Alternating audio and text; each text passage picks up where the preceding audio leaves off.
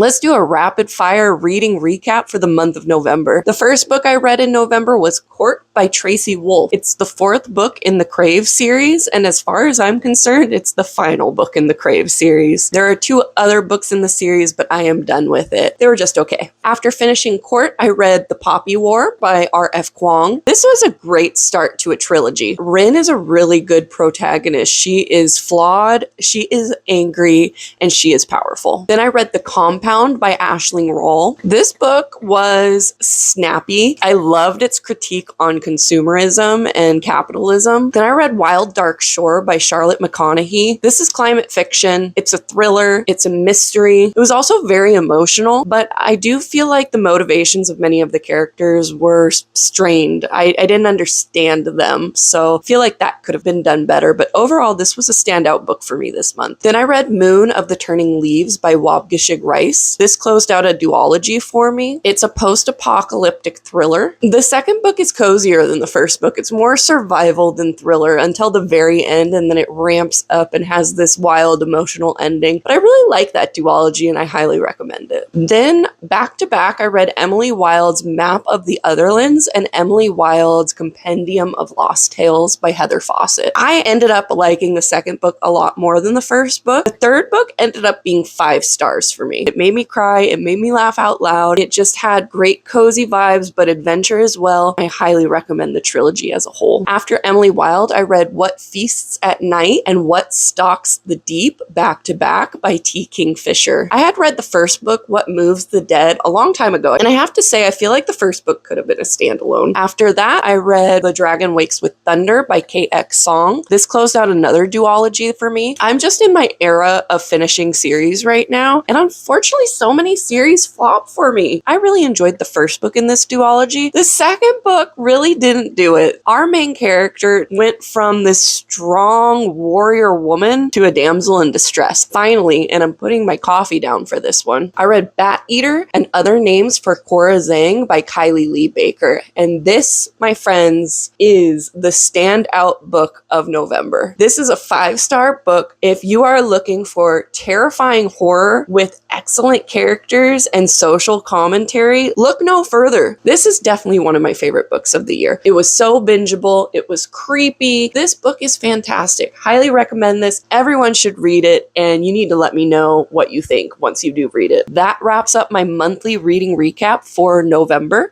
I read 11 books. I had 2 5 stars, and I'm so excited to see what December has in store.